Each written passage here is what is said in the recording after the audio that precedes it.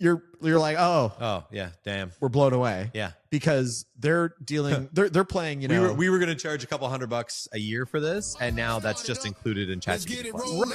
Big ideas, money folding, hustle smart, dream so wild, turn that grind into a joyride. As you know, Yes. I am Uncle Chris. Yes. I am to my children. Yes. Yes, yeah. I am babysitter. I do know that. Babysitter extraordinaire. So Uncle You're Chris, kind of the default right now since we lost our other babysitter. yeah, But I mean that the right way. but it's because I'm the best babysitter by Sure, far, except for Grandma. Grandma always wins, man. Grandma always Heart wins. of gold. Okay, so I'm the babysitter extraordinaire, and one of my favorite things to do with your daughter is to go over and to go to the craft table and make things out of beads. Okay. And I always think of that joke where it's like, I went to the bead store, I bought some beads, and then I opened a bead store. Okay. The arbitrage kind of idea sort of thing. Yeah. Okay. Yeah. So I feel like with AI, it's like I went to AI, I bought some tokens, and I started up an AI app.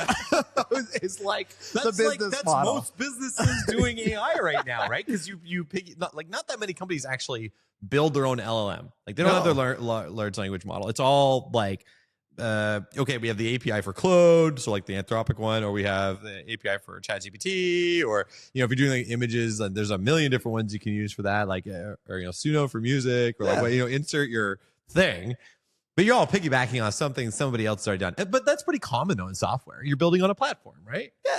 Yeah. Like, ultimately, it's like the lowest level is binary, and then above that you got a coding language, and then you got like another one on top of that, and then you get to like a content management system where you fully build agree. Yeah. Okay. The difference here though is that the foundational model that you use is doing almost all the heavy lifting for a lot of you do very little. It's startups. mostly really crafted prompt engineering. Heavily crafted prompt engineering is what most of the AI platforms offer right now. Yeah. You get it's like some form of an assistant GPT that when you then ask it something, it takes what you say, and then it actually doesn't literally ask the API, the AI API. It asks a much better crafted, built out prompt that gets you what you actually want. All right. With that in mind. Cool. Okay. Yes. So when, this is kind of like the risk. When we think about, originally it was like generative text chats. Okay. Uh-huh. And there were AI companies out there doing like generative images. Uh-huh. Okay. Yep. Or coding stuff. Yep.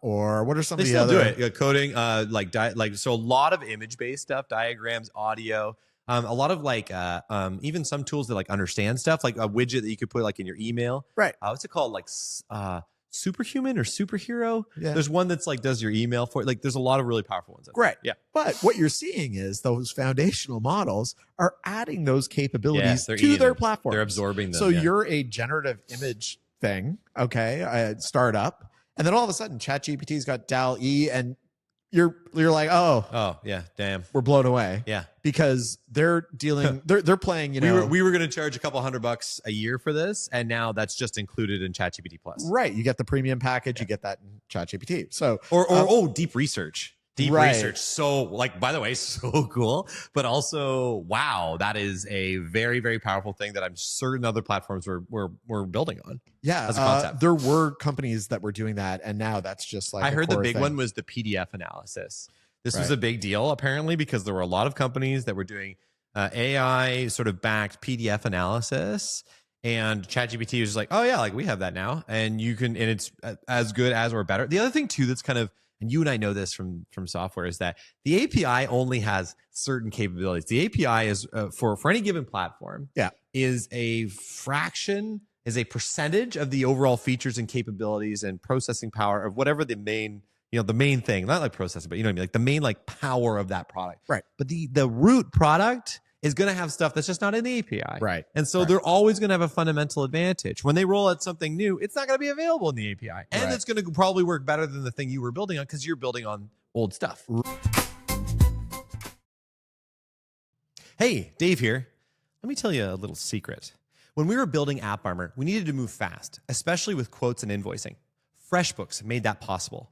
Yeah, this is an ad, but seriously, FreshBooks was essential. my sales team could send sharp quotes in minutes, and it automatically handled millions in invoices and reminders. No chasing, no stress, just cash flowing in. It was so easy to get paid. It's built for small businesses by folks who get it. And yeah, like us, they're Canadian. What's not to like? If you want to spend less time on paperwork and more time growing your business, head to freshbooks.com and start your free trial. Trust me, it's a game changer. And now, back to the show.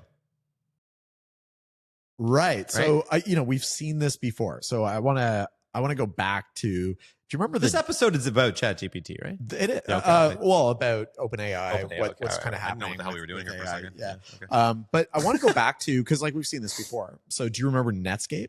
Oh, yeah. Okay, this is gonna age some people. I remember Netscape, the little N. Yeah, it was like the first browser. I thought you were too young for that. So I was quite young, but remember the fight with Microsoft? Yeah. Internet Explorer is all of a sudden like bundled with the operating system. Yeah. And there's like antitrust going on for, it felt like forever. Yep. Over Netscape. They got broken up though, Microsoft, right? Eventually, didn't they? I don't think so. Is Netscape still around? Netscape died because of that. Like the guaranteed. Yeah, for sure. So I guess like, are we seeing that the foundational models are just a step behind startups using AI to do things, and these foundational models are just going to gobble up these capabilities? So what do you do? Yeah, I think I've thought about this a lot. If you're an AI startup, what do you do? I thought about this a lot. My hot take is that if you're an AI startup, the only moat that you can build is not one that relies on the AI technology. Moats that you can build are like something that ChatGPT is probably not going to get into someday. Right. So maybe it connects to, maybe you have a business. I'm just going to make something up. You got a company, you make really nice looking, I don't know, posters or something. And so you generate that with AI and then, whatever. But then all of a sudden you got this pressure because ChatGPT starts doing it because you're just using ChatGPT anyway. And so then you go, okay, what do I do about this? Well, then you go, okay, well, how about we have some sort of direct integration to Vistaprint, which then prints that thing off. And then we have another integration to FedEx and it ships it to you. Boom. Okay. Right. Now you've made a moat, a technical moat that solves a problem that consumer is probably going to have, your customer, that ChatGPT is probably not going to do. They could, but why? Right. And like for them, they're going to be focused on tech. Although we'll talk a little bit about their hardware thing as well too. In a second. So you got one of my things that I wanted to talk about, which was really because I'm so smart. Yeah. Instead of focusing on the model and like trying to build, like just understand that the big LLMs, the big foundational models are probably going to be able to ingest more information and be able to build a better foundational model, then you'll be able to augment yours with. So the first thing is, rather than focusing too much on like training your model and that sort of stuff, you might want to just focus more on the customer and how the customer uses it. So well, there's no scenario where you shouldn't be focusing on what the customer wants first and then going to market trying to build something. So like to dumb it down, because I'm not very smart. So just like UI. Hang on, let me just pause. I just want to really agree with that. Oh, thanks. Sorry, keep going. Did I disrupt your train of thought as well? Yeah. When I'm thinking coding, I'm very practical, and I'm just like, okay, like what do I actually do? Yeah. And so if you're a software developer, I think like focus on your UI. Give me a softball like that. Think about how your customer actually uses your product, and really focus on your UI. Yeah, totally. So the other piece is the workflow, and I think you touched on that as well. So let's say you're building something and the integrations that you have with other systems are not likely to exist right out of the gates with a ChatGPT or one of the other foundational models. So where you can integrate, you said Vistaprint. So I don't know. I'm just making that random weird thing. But if you could integrate with things that, here's the one part of this too is like, I'm pretty sure, correct me if I'm wrong, you might actually know this. I think you can get, and this sounds kind of funny, but I think you can get ChatGPT to basically like be like your cursor for a bit and do stuff on your computer. Right. So you could be like, hey, can you go like, that could be your really like cheap, easy MVP ? To ordering this thing on Vistaprint after you make it. Yeah. Right. Like if you really, really had to, but like, look, this isn't hard. You can figure out some script or some sort of like thing that just goes to the website and like, it isn't hard in the sense that like, if you spend time on this, you can do it. Right. You know what I mean? Right. Exactly. So, integrations, I think where there are opportunities to find integrations for more obscure things, like Vistaprint might be too broad based. Sure. You Yeah. might Fair, need yeah. very niche. What is the vertical niche? focus. You really got to lean in the niche, because where ChatGPT is not going to go is something hella niche. Yeah. They're always going to want to be broad mass appeal because that's what they have. So they want to cater to a broader and increasingly broad base of people. But if you offer like some sort of like integration with an obscure piece of accounting software, or with like a function of a system that like ChatGPT is just not going to go there, or it's not easy for them to do, or they don't care, like whatever, that's where you want to be. The next thing I want to mention, by the way, you'll still make millions of dollars doing that. You know what I mean? Like, I think some people go, oh, niche is bad because the market's small. No, niche is great, because the more you're in that niche, the more successful you're going to be. Absolutely. Yeah. And so then on that as well, I think there's a lot of times, I know we're working on some AI tools and trying to build some startups in that AI space as well. And mostly you, but yeah. Yeah, mostly me. And one of the things that I'm going? finding is that I do get kind of obsessed with accuracy. So as you're testing the product, you're getting the output from the AI. Oh, you're vibe coding. No, not that. Vibe coding is a whole other topic we should definitely talk about. All right. But what I want to talk about, though, is actually as the product that I'm building, I'm using it to try and provide data, provide information out. And I'm really hyper-focused on the accuracy of what the foundational model is giving back to me. Okay. And I think that's actually kind of like a bad way of doing it. What do you mean? I don't understand. Wouldn't you need it to be accurate for it to be we reliable? do, but we all know that anything coming out of AI, it's like suggestive. It's like, here's what I suggest you answer with. Right. But a human is going to look at it. Okay. Yeah. And the thing is like, I can bash my head against the wall to try and make that more accurate, fine tune it, put more data in, all that sort of stuff. But OpenAI is already doing that. That's happening in the background. Okay. Yeah, for sure. I don't know if I need to be obsessed with the accuracy at this point. That'll just get better over time. Okay. Yeah, I think Instead, I think what I need to be more focused on is getting people to actually use the tool. Okay. Like getting people to adopt the tool and start using it. And as they get onto it, they will see immediate gains. They will see immediate improvements. And then over time, that accuracy piece will continue to get better. And we kind of explain that to the user as well. So there will be some fine tuning, customer supplying data, or user supplying data to help augment it and that sort of stuff. But I think there's too much of an obsession. Like, we can't launch this because it's not accurate. It made a mistake on this. And I think we got to be like, no, you know what? It's going to make mistakes. People are going to check it. They're going to correct it. It's going to know that for next time. And then you can iterate. Improve. Yeah, I agree with you. The foundational model gets better. I think that's what a lot of software is. I don't know. I know you're not much of a gamer, and like I'm not a huge gamer anymore because I have 2 kids and I eat all my free time. But when I would play video games, what I noticed nowadays is a lot of games get launched sort of like half finished.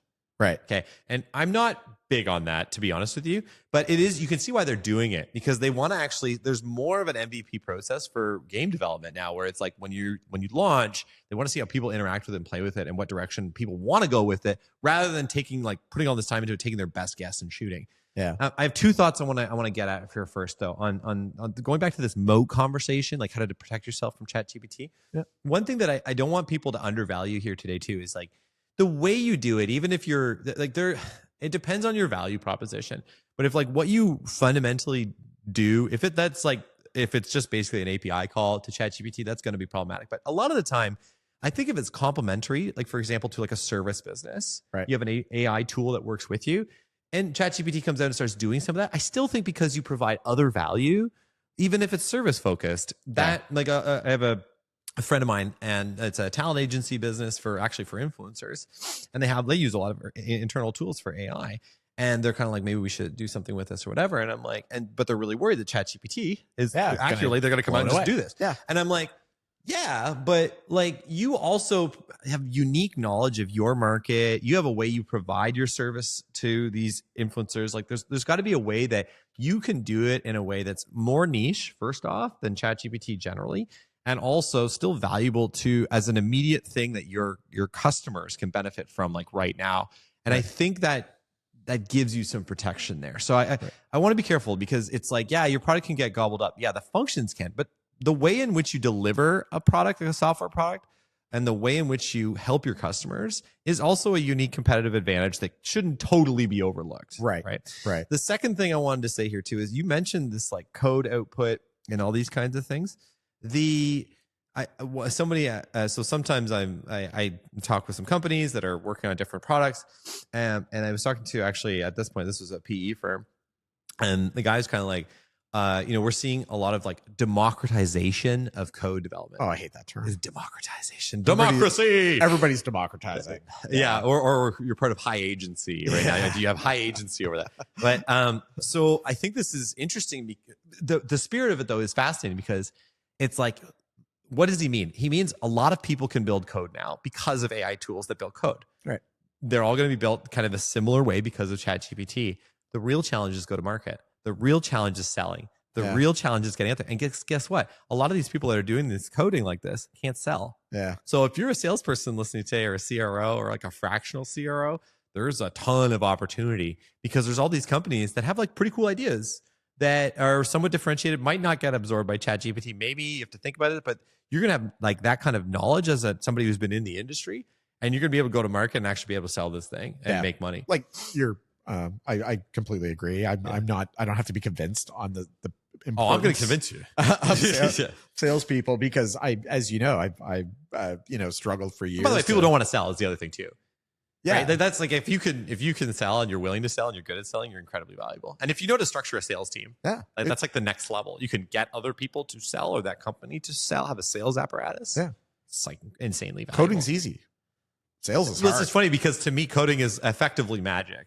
Yeah. Like I have no really idea how it works. To me, it just like all of a sudden, poof, it's going, it does the thing. And I can say to you, hey, can you put a button here that does this? And you'd be like, but for me, it's like, I just need a button that does this. So Chris.exe has stopped responding. Yeah. Yeah. If I get you mid thought on something else, and you just turn to me and give me this look, just like, that's when I know that Chris did not hear me, or still processing what just went in one ear. I'm in blue screen of death. Yeah. Like Control Alt Delete, get out of there. But okay, I want to switch gears though. So I think that when we think about OpenAI and their company, because I think that's what we really want to talk about today, is like they have tremendous opportunity to do this, and people who have AI startups are doing this, and they're going to also look into the market and go, what are people using us for? And then try to gobble that up, frankly. Yep. You think of like, what is the name of that blog writing tool that got like $1 billion? There was something really early on, and it was like AI written blogs, and that was like unbelievable, like 6 months ago. And now it's like its valuation has been cut. Like I think it's like 75%. Yeah. It's like worth effectively a quarter of what it was worth before. Right. So I think there's something about that. But the other thing that, like, this company is not without its flaws. Like, I think they have a serious reputational issue in the market that I think could catch up with them later. And we just did an episode on Tesla and like Elon and who's going to be able to stand up to him. But I think what's interesting about OpenAI is that you're either like really into AI, or AI is going to end the world, like Skynet. Right. Whoa. Yeah. And you're sorry, I hit my own microphone there. Coming in close. And I don't know if you heard this, but so Ilya Sutskever, the guy who's like one of the chief nerds at OpenAI, I think he was one of the guys. Remember when Sam Altman got like booted for like half an hour? Yeah. And then, I think he was like rehired. Yeah, I think he was the guy who was like, I don't like him anymore. And then like an hour later on X, he's like, I made a mistake. Sam, maybe come back. And so anyway, but he suggested apparently that he was going to build a doomsday bunker to protect key scientists in anticipation of the potential chaos following the release of artificial general intelligence. Oh yeah, AGI. Tell people about AGI. I think that's Skynet, isn't it? That is basically Skynet, right? Yeah. So, but like, first off, Ilya, man, what are you doing? Like, you kill it. Like, this is your company, your brand. Like, why are you shitting on it? Like, don't do that. But anyway, but secondly, he's probably kind of right. Yeah. Right. And when you think about the spirit of OpenAI originally, like, why is it called OpenAI? It's because it's supposed to be like open, like people have transparency, can see what it's for. So it doesn't take over the world. Yeah, people say it should be called closed AI because they don't want to actually do that piece. Yeah, anymore. It doesn't feel like it, right? I think they realize, wait a minute, we can make a ton of money if we don't do it this way. Yeah, but correct. But I guess it's another one of these brand issues, because I'll be honest, on the one hand, I love this technology. I think it's unbelievable. And man, it saves me hours every single day of everything. Almost everything I do, there's a role that it can play. And if you're not, I actually read a stat too, that in Canada, only 9% of companies in Canada use AI. Whoa. Okay. And I wonder, so they're like, and I'm sure it's higher in the United States. but we're basically scratching the surface of the actual true potential of this technology and this company. But like, what's with that? Like, you know what I mean? Like, how do you reconcile the fact that this could be really problematic potentially for humanity? Yeah. You know, it's how do you deal with that as a business concern? Humanity existentialism. I hope that humanity is very has an ability to evolve and deal with pandemics and deal with things happening. And I hope like at some point we're the Matrix, though, right? You always have to go back to like the sci-fi. I love sci-fi, references. Right? Yeah. Well, at some point you get flushed in the bathtub and you come out and you're floating around in a hovercraft fighting the machines. And so we're all just batteries. We're all just batteries. Hey, it's messed up. But like, I don't want that, just to be clear. But I guess what it is like from a business perspective, I think there's two things here. Like, here's my hot take. I'll give you my hot take. And the other thing is that I think like on the one hand, they need to address this head on and be like, here are the safeguards and the things we're doing to prevent it from getting out of control. I think, and that's cool. I think though, this is one of those things where it's almost like a mutually assured destruction because somebody in China is going to push the envelope, which they have. There's going to be other countries that try and do this. And actually there's a whole like AI, almost like arms race because of the effect on like national security and cybersecurity and all these things. So there needs to be some sort of like, almost like a Geneva Convention on AI. But I just don't know if that's going to happen because it's business and business is just all about profit. Yeah. Right. I think government can't keep up. No way. Like they're not going to be able to get ahead of this. So what do you do? What do you do? Like on the one hand, you're a company that wants to have a cool AI tool, make some money and do all these things. On the other hand, you're kind of supporting like something kind of crazy in a way. I guess we got to hope that it all works out. I don't know if any individual. It's a classic like entrepreneur optimism take. Whoa, let's hope it works out. Hopefully that doesn't happen and hopefully it all works out for the best. And, everybody's lives improve and it doesn't go down the doomsday path. Like I want to be a little bit optimistic about it. Like think about curing diseases. Think about, I don't know, just sustainable things. It's the two sides of any amazing technology. Yeah. It's destructive power and its power to move us forward. Yeah. Right. Yeah. Like nuclear power, right? The atomic bomb, right? On the one hand, obviously incredibly destructive. On the other hand, like huge amounts of energy to power civilian society. Yeah, exactly. Right? Like, solving fusion energy, thinking of which isn't that far out. Which isn't that far out, so at least it doesn't feel like it is anymore. It's pretty crazy. You think about like AI, you think about things like quantum computing. Like quantum computing, I find more scary than AI because that's like the day. Like I think they call that. There's a term for it. It's like a Q day. Yeah. And when that happens, like every password on the internet is obsolete. Is basically like so every banking password, everything. Yeah, that's a biggie. It's gonna be a bad day. That's gonna be a rough afternoon. But when you kind of connect those three things, you connect, like sort of like fusion energy, so essentially unlimited free, almost free energy. Yeah, unlimited energy. Unlimited free, incredible computing. Okay. Yeah. And then you put AI on it. Like, wow. That's a big one. Yeah. Yeah, it almost. Have you ever heard like the philosopher theory about like this like species like livelihood or something like that? And it's like there's like a theory that every major like species that exists, I guess intelligent species must be. I'm obviously not doing this justice, but they basically face a big challenge. And that challenge either destroys them or they overcome it. And if they overcome it, then they push on. They go on to the next one. And people always kind of wonder, like, well, no, there's like one really big one that's like existential is the idea. Yeah. And people are like, well, if you like, have we already passed that? Like, did that happen maybe with like the Black Death, like the plague, or I like think that happens multiple times though, doesn't it? I think the idea though would be like this one is like really like if those three things happened in like the same like 2 years. Yeah. That's crazy. Our world, I have no idea what our world looks like. Yeah. Yeah. Right? We have unlimited energy and AI and quantum computing. Like, can we figure out like light speed travel? Yeah, maybe. Like, are we in Star Trek? Yeah. Computer, Earl Grey. How did we get here? We started just talking about AI startups and how they're getting obliterated by the like foundational models. Like, how did we get to like the future of humanity in this episode? Because you can't not talk about it. Like the thing about it, OpenAI is like you tiptoe into the future of humanity pretty quickly. All right, well, beam me down, beam Scotty. Me, okay, and can we get back Let's to... take it back. Let's take it back. Okay, what do you got? What do you got then?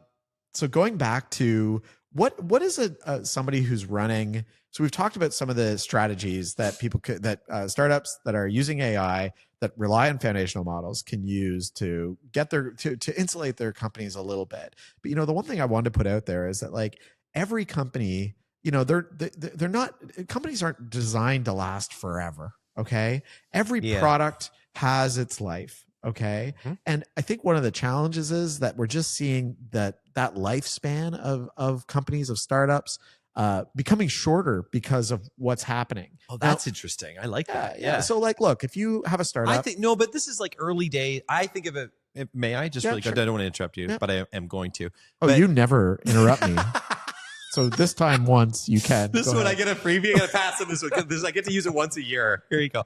I think of it more as like early market consolidation. So you think about like a new market generally has like new technology comes out, a billion players in that space. Even our safety app market, we started out, there were probably 10, 15 companies doing this, and it's so obscure, niche idea, whatever. Yeah. And then over time, it whittles down to people who are actually good at it, know what they're doing. They either buy the other ones or the other ones go out of business or whatever. I feel like it's the same here. You will have truly good AI players that win, that also know how to leverage some sort of moat away from ChatGPT or Anthropic's Claude or like all these different things. So. Right.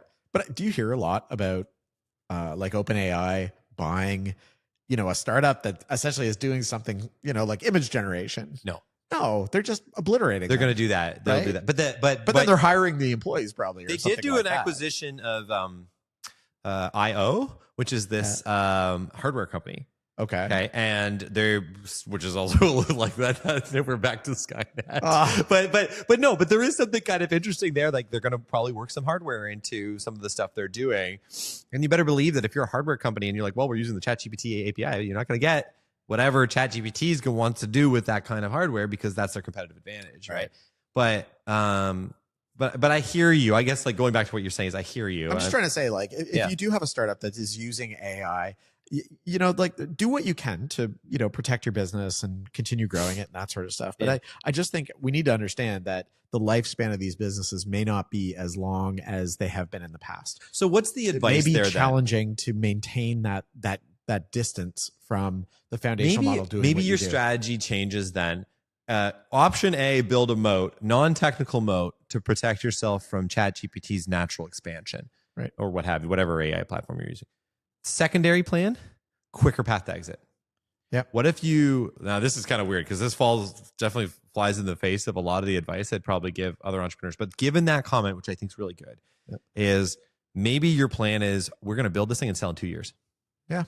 Because, and for whatever we can get, because at year 2.5, it's worthless because ChatGPT's done it. But, like people buying businesses know these things as well. They're not going to buy a business that they know is six months from now is going to be in the toilet. I guess it is a bit of a bamboozle. Yeah, exactly. So like, I think that's a little bit tougher to do. Like you have to have value to be able to exit. But then who are the people right now who are investing huge amounts of money in various AI companies, understanding that that's also probably, they know what we know, right?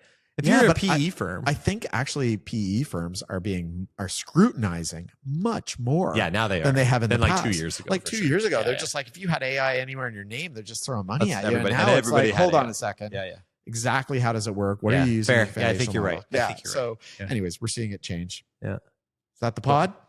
I think that's probably it. That's pretty good. That's interesting. Good episode. So yeah, that's the pod. Bye. Start it up. Let's get it rolling. Big ideas, money folding. Hustle smart, dream so wild. Turn that grind into a joyride.